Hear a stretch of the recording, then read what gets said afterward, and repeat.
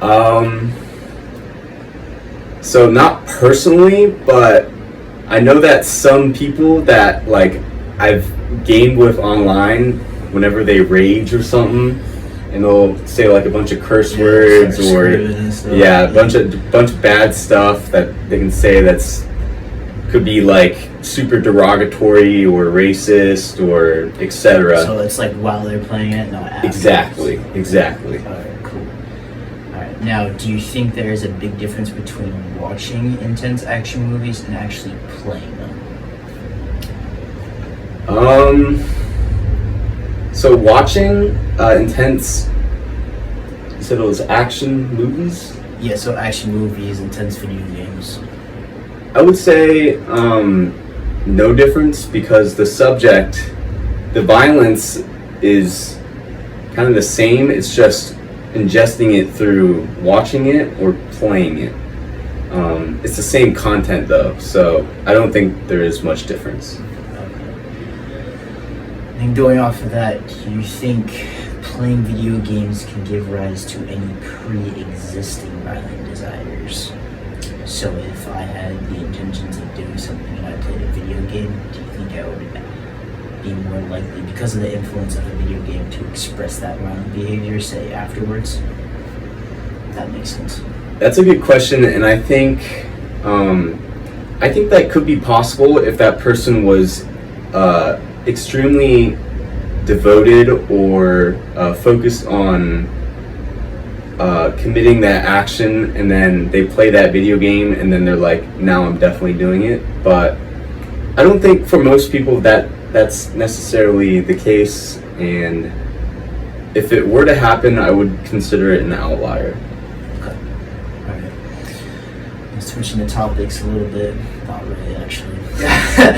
Do you think girls can express violent behavior after playing intense video games, or do you just think it's mainly just men, boys or men? So I think girls can definitely express violent behavior after playing video games. Obviously, men play more video games than women. So, and also men, because of testosterone and hormonal differences between men and women, men will be more inclined to express anger, but I think females can definitely express anger themselves. So they could definitely do it as well.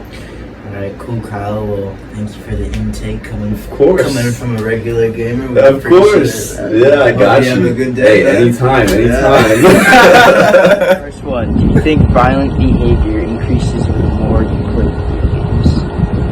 I would say it depends on the person and it depends on the game. We get your point. Alright. Second question, do you think younger kids, this kind of relates to what you were saying, do you think younger kids should be playing violent video games?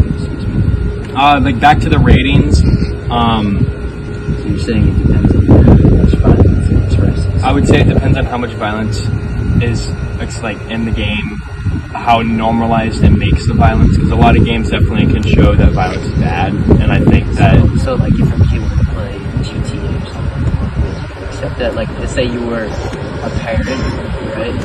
Would you allow your younger kid to play GTA or something? I think it would really come down to age. Like, if my kid was like 13, GTA is ready for him, which is 18 and up. If my kid was like 13, I would definitely be fine with him playing GTA. But if they were like... Really? Yeah. Okay. But if they were like 10, I probably wouldn't. I don't know, I feel like 13-year-olds, that's kind of like, I think that's middle school, 8th grade. There's like fights in middle school. I've seen fights when I was 13 in middle school. I think that has to do with video games? I don't think anyone's like playing a video game and are like, I'm gonna go like carjack and like cause Grand Theft Auto because they were playing GTA. Okay. Alright, cool. Sorry, let me rephrase. Do you think girls are less likely to commit violent behavior after playing a violent video game? Do you think there's a difference in gender, basically?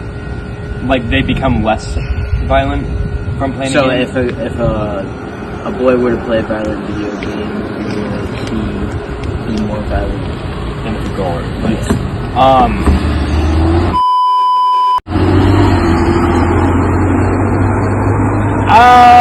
don't think so. I mean, So if a girl were to play a violent video game,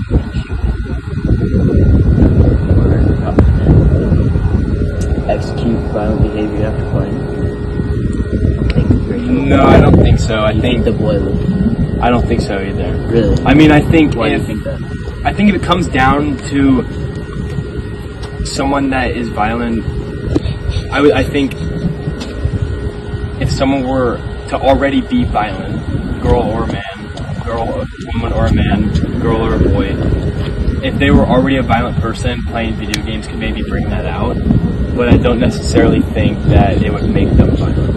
I'm saying if they're already a violent person, execute violent behavior has nothing to do with video game. Yeah, possibly it would make them more violent by playing a violent video game if they're already a violent person. With maybe like mental health issues or something.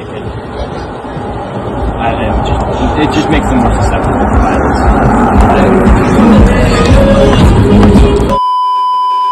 Alright, well there you have it with our good friend Isaac. I don't know why I'm sticking the camera or the microphone in your face, but yeah, there you have it in this beautiful campus. Yeah.